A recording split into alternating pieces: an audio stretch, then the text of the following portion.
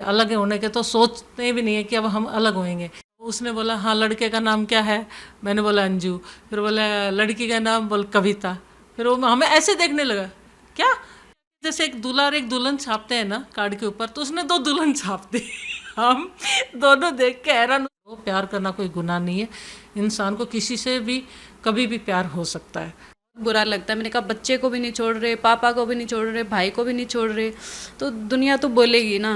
एक baby adopt कर लेंगे अनाथ आश्रम से और बाद में देखेंगे। और इसकी शुरुआत ऐसे हुई कि मेरा एक यूट्यूबर हूँ मैं, मेरा एक चैनल है क्राइम से सेफ, तो मैं उसका शूट वगैरह करती हूँ। तो उसके लिए इसको मैंने बुलाया था मेकअप आर्टिस्ट के लिए, और मेरी मुंबई से भी काफ़ी टीम गई थी, डायरेक्टर वगैरह, फोटोग्राफर वगैरह, जो कैमरामैन वगैरह सब लोग गए थे, आर्टिस्ट भी गए थे यहाँ से। तो क्योंकि लॉकडाउन का समय था, बाहर हम शूट कर नहीं सकते थे, तो मैंने सोचा कि घर में ही क्यों ना, जितना, क्योंकि क्राइम की स्टोरी ऑलमोस्ट अंदर ही निकलती हैं, बाहर की कम होती हैं, या फिर एकदम जंगल की स्टोरी होंगी। तो उसमें मैंने इसको बुलाया था, और जैसे जैसे हम मतलब शूट चलता रहा, मेरे 20-22 दिन का शूट था, उसमें ये भी मेरे साथ ही थी, और भी थे, तो सब लोग तो चले गए। इसका व्यवहार इतना अच्छा रहा कि मेरी मम्मी ने भी इसको पसंद किया, और जैसे जाने लगी तो मैं इसको छोड़ने के लिए अपनी गाड़ी से फतेहाबाद मैं इसको छोड़ने के लिए गई। तो ये रात को हम रुके, इसके घर पे ही मैं रुकी। सुबह कहती है अंजू, मेरा नाम तो आपको पता ही अंजू, ये बोले अंजू मैं भी आपके साथ ही चलूँगी रिटर्न। मैंने कहा ठीक है, मेरे को भी कुछ ऐसा नहीं लगा, मैंने कहा ठीक है भाई चलो। उस समय तक हमारा ऐसा कुछ भी नहीं था कि भाई मेरा इसका कोई प्यार हो या कोई भी चीज़, प्यार का तो सही पता हमें काफ़ी समय तक नहीं पता था। मैंने कहा चल ठीक, तू घर पे चल, कोई दिक्कत नहीं। आइए, फिर मम्मी भी बोली कि नहीं बेटा तू अब जाना नहीं, क्योंकि एक्चुअली केयरिंग बहुत है, सब मम्मी की इतनी केयर करती थी बहुत ज़्यादा, और मेरे को भी ऐसा लगा कि भाई अच्छे ही है, कोई बने रहने दो। फिर ये बाद में जाने का बोला, मैंने कहा यार अब तू मत जा, तू यहीं रह, क्या करेगी, यहीं पे काम करते हैं तो यहीं रह। फिर ये बोले ठीक है मैं रह जाती हूँ। ऐसे करके हमारे मतलब इस तरीके से हम मुंबई भी आए। तो मैं तो हुई एक, आपको बताया कि मैं टीवी सीरियल वगैरह में काम करती हूँ, तो ये भी मेरे साथ आ गई। मैंने कहा तू आर्टिस्ट का जो भी है यहाँ पे काम कर ले, ये बोली नहीं मेरे को तो अपनी फेसबुक यूट्यूब वगैरह यही काम करना है। तो इस तरीके से हमारी मुलाकात हुई, और साथ रहते हुए हमें 4 साल हो गए कंटिन्यू। और 4 साल में हम दोनों बस सिर्फ 2 ही बार अलग हुए हैं। एक बार मैं गुड़गांव गई इसको छोड़ के, एक बार ये मेरे को छोड़ के गई थी। तो इस तरीके से हमारी जर्नी चलती रही, और साथ में कुछ ऐसे मेरे हादसे भी हुए मेरे साथ, दुर्घटना बोलूँ हादसा बोलूँ उसको। मेरे एक भांजा था जो वो एक्सपायर हो गया ऑन द स्पॉट एक्सीडेंट में, 22 साल का था, तो उस वक्त ये मेरे साथ थी। फिर उसके बाद 2022 में मेरी मम्मी चली गई, वो भी भांजे के उसमें ही।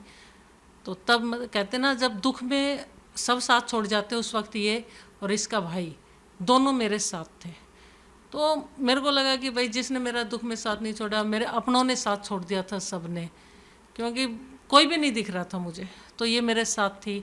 और हर जगह ऐसे खड़ी रही, एक मजबूत पेड़ होता ना, ऐसे मेरे साथ खड़ी रही। हम ऐसे चलते रहे दोनों साथ में। फिर अभी जैसे बीच में फिर हमारा प्यार बढ़ गया, आपस में एक दूसरे से प्यार करने लग गए। अलग होने के तो सोचते भी नहीं है कि अब हम अलग होएंगे। फिर ये भी बोली कि यार अज्जू हम शादी कर ले, तभी मेरे को अज्जू बोलती है, अज्जू सोना। तो बोली हम शादी कर लें। फिर एक बार तो मुझे भी लगा, इसे भी लगा, मैंने कहा यार समाज क्या बोलेगा, क्योंकि हमारे रिश्ते को हर कोई नहीं अपनाता है। लड़की लड़की का रिश्ता ऐसा है कि बहुत सारे लोग बागों की सोच होती है। क्या हमने घर में जिक्र भी किया, इसकी मम्मी को भी बोला मजाक मजाक में, हम तो सीरियस थे, बट इसकी मम्मी का जैसे मन पढ़ ले, हम सोचे कि भाई तो इसकी मम्मी हाँ तुम शादी करोगी, रहने दो तुम दोनों, ऐसी मजाक मतलब बोलने लगी। तो फिर ये बोली ना मम्मी मैं तो इनसे ही शादी करूँगी, आप मानो या ना मानो। तो उस वक्त उनको नहीं लगा कि हम शादी वगैरह करेंगे। और मेरी मम्मी को भी हम बोलते थे जैसे जब तक थे वो, तो बोली हाँ तू शादी कर ले कविता, तू इससे शादी कर ले, तू मेरी बहू बन के आ जा। क्योंकि उनका एक्चुअली क्या, उनकी तो सेवा पानी हो रही थी ना। कहते हैं ना बुजुर्ग की अगर जितनी सेवा होगी, उनकी कोई केयरिंग करेगा तो अच्छा ही लगेगा नॉर्मल। परिवारों में तो एक तरीके से सहमति थी, आधे मन से पूरे मन से, लेकिन समाज और बाकी लोगों का रवैया किस तरह से रहा पिछले कुछ साल? देखिए समाज का, जब तक हम लोग साथ में थे तो कई लोग कहते थे कि तुम साथ में रह रहे हो, पहले जिस उसमें शादी से पहले का। मैंने कहा हाँ हम शादी करेंगे। जैसे हम आपको पता है फेसबुक पर इंस्टा पे भी काफ़ी वो हैं, तो हम वीडियो जैसे डालते थे, रील डालते थे, तो हमारी कुछ वीडियो इस तरीके से प्रेम प्यार भरी है। तो उसमें लोग बात कहते थे ये क्या कर रहे हो क्या नहीं। मैंने कहा हम शादी करेंगे, कब करोगे शादी तुम, मतलब कब करोगे कब करोगे, इस तरीके से हमारे सामने बहुत सारे क्वेश्चन बार बार आते थे। तो ये भी कहती थी अज्जू अब कर लो शादी, क्योंकि लोगों का मुंह भी बंद करना पड़ेगा। तो समाज का देखो कि इतना, मैं क्या बताऊँ, उनका सामना तो हम कर ही रहे हैं, पहले भी किया और अब तो बहुत ज़्यादा कर रहे हैं।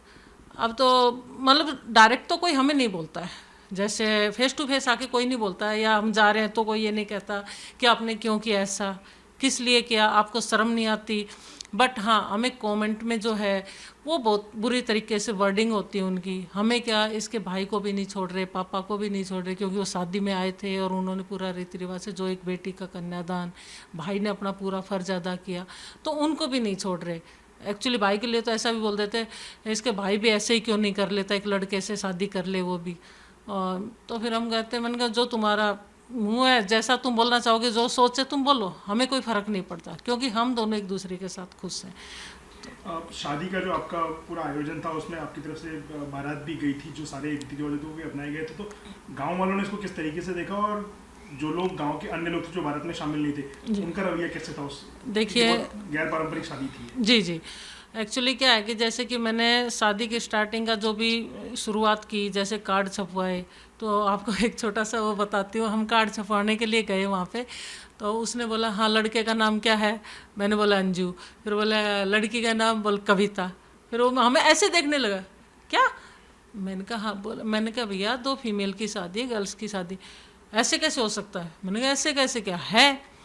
तो उसने क्या किया, जैसे एक दूल्हा और एक दुल्हन छापते हैं ना कार्ड के ऊपर, तो उसने 2 दुल्हन छाप दी।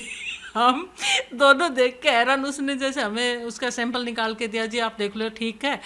मैंने कहा भैया दुल्हन दुल्हन नहीं छापनी है, ठीक है 2 लड़कियों की शादी है, बट एक दूल्हा छापो और एक दुल्हन। तो मतलब इस तरीके से पहले तो ये हुआ कि भाई ठीक है। उसके बाद हमने शादी के कार्ड तो 8-10 दिन पहले दिए जाते हैं। फिर मैंने पंडित को बोला, तो पंडित ऑलरेडी मेरा एक बहुत अच्छे जानकार हैं, भाई भी बोलती हूँ उनको, वो भी मेरे को बहन बोलते हैं, मेरे घर में पूजा पाठ करने आते हैं। तो उनको मैंने बोला ठीक है मैं भाई आ जाऊँगा, और उन्होंने मुहूर्त भी निकाला, उन्होंने 23 अप्रैल और 10 मई का निकाला था, तो हमने 23 का वो किया, क्योंकि उस दिन वो थे हनुमान जयंती, उससे बड़ा दिन कोई था नहीं, तो इसलिए हमने, और मुहूर्त भी वही था, जो भगवान चाहेगा वही होगा, हमारे चाहने से कुछ नहीं। तो उसको भी बोल दिया था, वो भी राजी हो गया। उसके बाद हमने हलवाई को भी यही बात बोली, सबको हमने ना खुल के बात बोली, क्योंकि हमारी शादी आप समझ सकते हो, फीमेल की शादी में लोग बागों के कितने ऑब्जेक्शन होते हैं, किस तरीका क्या होता है। सबसे बड़ी बात क्या है कि जो हमारी बिल्डिंग में 16 मेरे फ्लैट हैं, जो मेरी बिल्डिंग है गुड़गांव में, तो हम पहले, इसने 2 साल पहले, 1 साल पहले करवा चौथ का फास्ट रखा था मेरे लिए। तो जैसे हमें ऊपर गए, इसने एक जेंट्स के लिए जो चीज़ की जाती है, इसने आरती वगैरह सब कुछ की। तो हमारी बिल्डिंग में एक चर्चा हो गई थी, इन लोगों ने तो शादी कर ली, जैसे सोच होती है ना, आप समझ सकते हैं, इन लोगों ने शादी कर ली, इनको ये है वो है। तो उस वक्त मेरे सामने मेरे एक वहीं पे दूसरी रेंट पे लेडीज़ रहती है, तो उसने आके बोला दीदी आप लोगों ने शादी कर ली। मैंने कहा नहीं हमने शादी की नहीं है, पर हम करेंगे बहुत जल्दी। तो इसलिए वो बोली अच्छा, तो बिल्डिंग में तो पूरी में ये हो रहा है कि आप लोगों ने शादी कर ली। मैंने कहा ठीक है होने दो, मुझे कोई दिक्कत नहीं है, बट मेरे सामने कोई आके बोलेगा तभी तो मैं बोलूँगी भाई किसी तरह की ये चीज़ है या नहीं है, फेस तो करें आके, मेरे को बोले तो सर। शादी आप लोगों ने कर ली है, लेकिन अब शादी के बाद कई सारी कानूनी अड़चनें भी होंगी, आपको एक जोड़े के तौर पे कानूनी मान्यता मिलना, परिवार को आगे बढ़ाना और तमाम दूसरी कानूनी अड़चनें, तो उनसे आप कैसे निपटेंगे, किस तरह से तैयारी है आपकी? देखिए कहते हैं कि कानून में जो हम लोगों की शादी है लीगल नहीं है, कुछ ऐसा बोल रहे हैं और कुछ कह रहे हैं, क्योंकि विदेश में है, यहाँ पे नहीं है। मैंने मेरे वकीलों से बात की थी शादी से पहले कि भाई मेरे को इसको रजिस्टर्ड करवाना है शादी को, तो बोले कि ऐसा है कि आप लोगों की शादी वैसे रजिस्टर्ड नहीं होएगी, जो मेल और फीमेल की होती है वो आपको मान्यता नहीं मिलेंगी। मैंने तो बोले और वैसे आपको लिविंग रिलेशन का सर्टिफिकेट मिल जाएगा, और भाई आपकी शादी करना चाहते हो कर सकते हो, कोई ऐसी दिक्कत नहीं कि किसी तरह की कोई प्रॉब्लम नहीं आएगी आपके आगे, कोई ऑब्जेक्शन भी नहीं उठाएगा। तो मैंने कहा ठीक है। मैंने कहा फिर रजिस्टर लिविंग रिलेशन का तो मैं सर्टिफिकेट क्या करूँगी लेके, मैं समाज के बीच में तो वैसे ही शादी कर रही हूँ। तो उन लोगों का जैसे मेरे को उस वक्त तो कोई भी दिक्कत नहीं आई, बट मेरे को जो डर था सबसे ज़्यादा मेरी बिल्डिंग का था कि कोई आके खड़ा नहीं हो जाए, हमारे बच्चों पे क्या वो होएगा, असर होएगा। और लोग बाग अभी समाज में कुछ बोलते भी हैं कि आप लोगों ने क्या किया है, गंदगी कर दी, मतलब बहुत कुछ आता है, फेस टू फेस कोई आके नहीं बोल रहा है। और समाज का तो देखो बोलने वाले के 100 मुँह, और उसमें से अच्छे भी बहुत हैं, कि ये नहीं कि सभी वो बोल रहे हैं, अच्छे भी बहुत बोलते हैं कि जी हम आपके साथ हैं, कोई दिक्कत नहीं, आप बढ़ो, प्यार करना कोई गुनाह नहीं है, इंसान को किसी से भी कभी भी प्यार हो सकता है। तो ऐसे भी हैं लोग बाग। बाकी ये है कि हमारी इसकी फैमिली को थोड़ा सा, भाई को जो बोला जा रहा है वो हमें बुरा लगता है, हमारे लिए ऐसे ऐसे गंदे गंदे कमेंट किए जा रहे हैं, वो भी बुरा लगता है। 3 महीने हो गए हैं आप लोगों की शादी को लगभग, तो आप अपने फैसले से खुश हैं? आपको लग रहा है कि एक अच्छी ज़िंदगी आप बिता रहे हैं और भविष्य भी आपका अच्छा रहेगा, संतुष्ट हैं आप? जी बिल्कुल, क्योंकि हम तो 4 साल से एक साथ ही रह रहे हैं, तो ये डिसीज़न हमने बहुत सोच समझ के लिया है। और मतलब 3 महीने या 2 महीने कुछ दिन हमारी शादी को हो गए हैं, तो हम लोग खुश हैं, साथ में ही हैं और अपने इस फैसले से बहुत खुश हैं, कोई दिक्कत नहीं हमें। और आगे देखो भविष्य में जो भी है आगे का अच्छा ही होएगा, हम एक दूसरे को धोखा देने वाले तो हैं नहीं। मुझे तो पता था कि शादी के बाद वीडियोस बहुत वायरल होगी, क्योंकि ये सब तो होना ही था।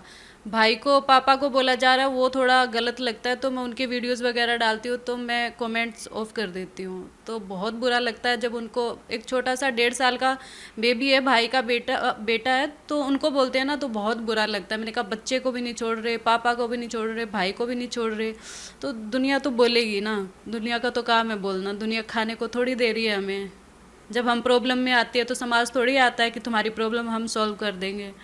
तो हम अपनी लाइफ में बहुत खुश हैं। जैसे कि हमें अंजलि ने बताया कि उनके साथ उनका जो शादी करने का फैसला था, आपका उनके परिवार के प्रति जो रवैया था, उनकी माता जी की जो आपने सेवा की, या जो आपका केयरिंग नेचर था, वो कारण था। आपके पास क्या कारण था, आपको क्यों लगा कि आपके लिए आपकी उचित जीवन साथी हो सकती हैं अंजू? ये भी बहुत केयरिंग है। मेरे को बोलने से पहले इनको पता होता है कि मुझे क्या चाहिए, वो ऑलरेडी ला के रखते हैं मेरे लिए, तो मेरे को अच्छे लगते थे।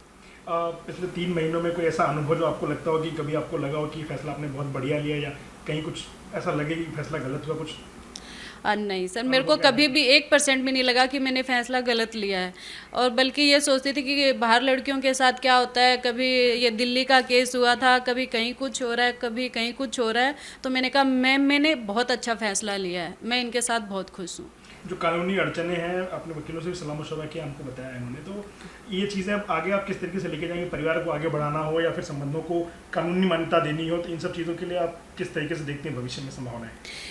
जी बिल्कुल, अभी हम सोच रहे हैं थोड़े टाइम बाद, अभी तो शादी को 2 ही महीने हुए हैं, तो आगे चल के सोच रहे हैं कि एक बेबी अडॉप्ट कर लेंगे अनाथ आश्रम से, और बाद में देखेंगे। और बाकी और भी कुछ करना है, वो टाइम बताएगा कैसे क्या होता है। समाज में किसी न किसी स्तर पर विरोध जरूर हुआ होगा, लेकिन परिवारों ने कमोवेश साथ दिया ही है आपका, चाहे इनका परिवार हो या आपका परिवार हो। तो परिवारों ने जो समर्थन दिया है, लीग से हटकर परंपराओं के खिलाफ जाकर के, परिवारों के बारे में क्या कहेंगे, आपका परिवार और अंजू जी का परिवार? जी मैं ये मानती हूँ कि हम बहुत लक्की हैं जो हमें ऐसे परिवार मिले हैं। मेरे घर में है थोड़ा, मम्मी का है, वो अभी भी नहीं मान रहे हैं, लेकिन टाइम्स के अनुसार वो मान जाएंगे, क्योंकि मैं उनको जानती हूँ, वो दिल के बहुत सॉफ्ट हैं। तो एक माँ है तो चाहेगी ना अपनी बेटी को, तो वो मान जाएंगे धीरे धीरे, मुझे पक्का भरोसा है उन पे। आप लोगों का जो पहला परिचय हुआ था, कहीं ना कहीं आपके प्रोफेशन के चलते हुआ था, काम भी कहीं ना कहीं आप लोगों का एक साथ ही है, तो आने वाले दिनों में काम में ये जुगलबंदी कितनी मदद करेगी आपकी? जी ये एक आर्टिस्ट है, टीवी सीरियल वगैरह करते हैं, और मैं मेकअप आर्टिस्ट थी। मैंने हरियाणा में 10 साल काम किया, मैंने अच्छा काम किया था उधर। और जब से इनके इधर शूट पे आई, तो उसके बाद उन्होंने मेरा काम छुड़वा दिया, बोली मैं कर रही हूँ ना, तेरे को कुछ करने की ज़रूरत नहीं है, तू घर पे बैठ। तो आने वाले दिनों में आप अपनी ज़िंदगी और अपने फ्यूचर की प्लानिंग किस तरीके से कर रहे हैं? फाइनेंशियली, समाज के साथ कैसे आपको पेश आना है, परिवार के साथ कैसे संबंध बरकरार रखने, तो इन सब चीज़ों की आप आपस में चर्चा भी करते होंगे, प्लानिंग भी करते होंगे, तो इससे कुछ बताइए हमें। जी बिल्कुल करते हैं हम। कब सोचते हैं कि मम्मी कैसे बात मानेंगे, कैसे बात करेंगे उनसे, लेकिन मेरे को बोलने की ज़रूरत नहीं पड़ी। अभी कल परसों एक न्यूज़ आई थी, तो मैंने घर पे फॉरवर्ड करी थी, तो भाभी बोले कि मैं मम्मी को दिखाऊंगी। मैंने कहा हाँ दिखा दियो, कोई बात नहीं। तो मम्मी को दिखाई उसने, तो मैंने उससे पूछा, सुबह पूछा, मैंने कहा मम्मी कुछ बोले? कि नहीं कुछ भी नहीं बोले। मैंने कहा कुछ भी एक्सप्रेशन नहीं था? बोले कुछ भी एक्सप्रेशन नहीं था। मैंने कहा कोई नहीं, मतलब है कि मान जाएंगे।